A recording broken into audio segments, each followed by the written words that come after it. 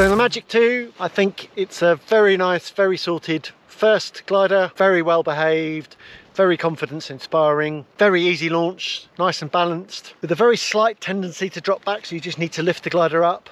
But it's so forgiving on the pull-up that I think it's absolutely ideal for the class. Comes up really nicely, so once you've got the glider up, comes up really nice and very easy to control, very easy to ground handle, but it's also playful. It's not just like a plank or a kind of mattress or brick or something sitting there. It's a very nice feeling glider, and so you're going to enjoy ground handling it, you're going to enjoy launching it, very enjoyable to fly. So it's got that very comfortable, reassuring, solid nature and very, very good behavior, but at the same time a nice playful nature and nice handling. And of course it's an A-class glider, so it's not a super agile freestyle glider or something like that, but it's got nice handling for the class. Definitely, I think, nicer, more agile handling than some other A-class gliders and even some low B gliders. But at the same time, that very reassuring stall point, which is what you want. But then you just take your half wrap and you can then reach and access the stall point nice and easy. So that's a very nicely balanced combination. And then once you're in the air, again, that very solid, confidence inspiring feeling. The glider feels very collapse resistant, doesn't have soft tips particularly. I didn't found it's got a nice solidity about it. I'm saying that because BGD wings tend to say about having softer tips for more feedback. I think the glider does give good feedback, but not in a sort of soft tips kind of way. It's just got a nice feeling and communicates well to you, and I think that's for me is the best that you want out of glider. That's really nice and solid, collapse resistant, but at the same time gives communication and feedback. I think for the class it's excellent for that. And then also just flying with others, and today's a pretty good test. One, it's a bit breezy, so it's testing the penetration of the glider in the stronger wind, and no problems there. That's flying it at about 90 kilos in the weight range, which is 75 to 95. Also the glide and general performance feels very good for the class. I think it's pretty close to gliders in the low B category, and maybe better than some, but certainly as good as some, and of course with higher passive safety. Also, once you're in the air, the other thing you find is that it's got a nice playful nature, very forgiving indeed, but nice playful handling. I think this is a good glider for pilots out there who like that side, who are getting into flying and they want something safe, but also like the side of having a glider that's more playful. Then this is a good candidate for that. I think some of the other A gliders are kind of more very steady and sort of more kind of slower to turn. So this is a nice side to that. I guess in BGD's range, the Adam 2, then that's more on that side. That's a kind of lower in the A class, even safer, and then more pitch stable and less agile, and the handling to be super stable, more aimed at training. And for pilots who are getting their first glider, who really prioritise having something very comfortable and solid feeling and reassuring. Doing a few collapses. As usual, when you fly a lower rated glider, you finally feel more confident to kind of do it harder. So I gave it a good hard pull on the riser, and of course it's in active air. So I did manage to induce quite some good collapses on there, and the glider did turn a bit, but you could see it just pop out very quickly with very little turn. And also it didn't have a lot of pitch and dive after that. It settled really quickly. Full frontals as well. Again, I managed to induce some pretty good size full frontals, not with a massive amount of height, so I'm not going crazy. And the glider, again, it did drop back a bit, but it just popped back out and flew straight off. I didn't notice any tendency for the glider to go into a deep stall phase or anything like that, and just popped out really nicely, and very little pitch, so it didn't require kind of very accurate pilot intervention. Good pilot input, but of course make a recovery. Well, one, you'll stop the collapses, two, you'll make them better, but it didn't need it. And similarly, when I was testing doing lots of pitching on the glider, then I could pretty much pitch it as much as I want and then let it do its own thing, and it would always stop before it got a frontal. So yeah, I think I'm really impressed with it. I think it's a really nice, very nice first wing, and I do encourage more pilots when they're starting out to consider the A class. Don't do the old school thing of when A class gliders used to perform badly and handle badly. Nowadays they're so much better, they perform better, they're more fun to fly,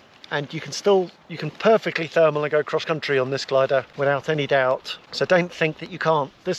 You're capable of flying good cross countries on this, so you should really get an A-class glider like this and then fly it really, really well until you've really wrung all the performance and all you can out of it, and then look to move up. Of course, if you're a very talented beginner and you've got a really good kiting and wing control skills, then and you find that side of it easy, to be honest. You need to be finding it easy. Then of course you can look at the low B gliders, and then you can be a bit more ambitious and go to that, and then that should be fine. Paragliding at every stage, really the biggest mistake you can make is to get something too hot for you. Pilots are worried, mainly because of money, the financial side, that they get something that gets going to be too boring and to hold them back and be too dull and whatever, and then they're going to have to upgrade too soon. Well, in reality, that's very rare, actually, and pilots who start off with a safer glider like this will actually progress often faster than the pilots who got the more ambitious glider, because they feel less comfortable and they're having to concentrate more on the glider, and more of their attention and focus is on the glider than it is on flying. So with this kind of glider, you can put all of your attention and focus on the flying and all the other stuff you've got to learn as a pilot. I mean, not just as beginners. What beginners don't know is that they just don't know what they don't know, and they don't realise quite the massive amount of information and knowledge you need to learn about flying.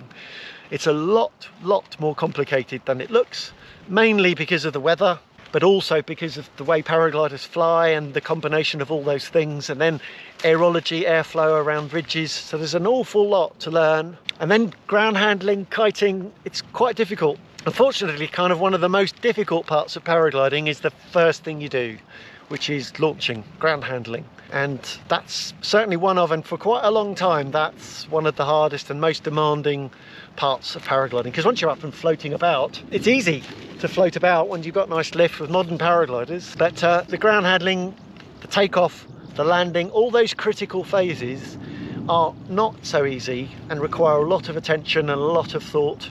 And you're often also, often turbulent near the ground, so it's the less forgiving kind of time, and so you really want everything in your favor. So that's the secret to a long and successful flying career, is put everything in your favor.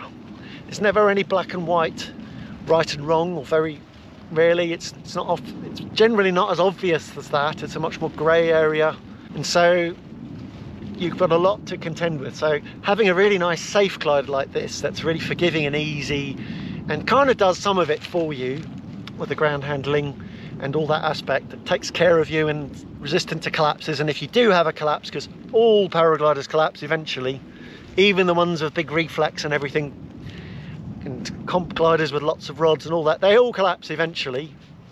The difference is how they behave when they do. And this sort of glider is very, very forgiving, and it's raining a bit. What I can say about the Magic 2 is that it's very, very well behaved in the SIV. I'm very, very happy with it. I'd be really happy to recommend this to any beginner.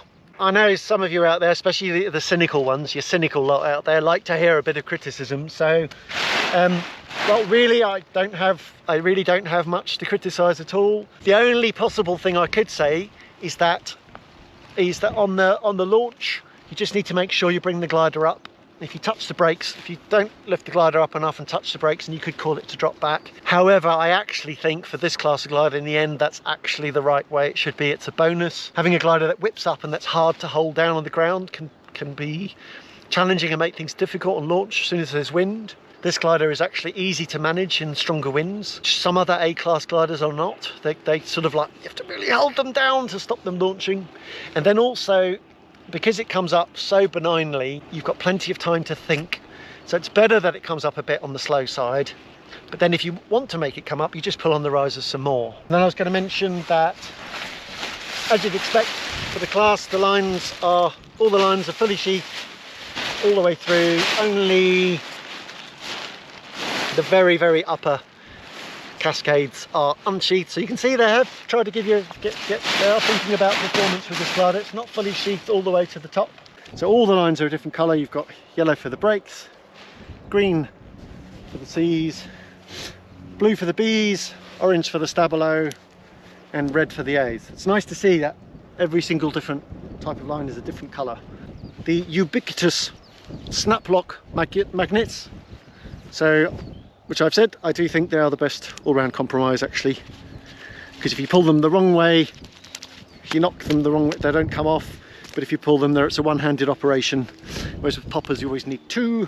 Speed system, and there's nylon pulleys on the either end. You know, the speed system is totally usable and fine. Another thing about this glider is it's made to be durable. The build is nice and solid. It's not heavy, but it's definitely on the durable side. They've made this to be durable.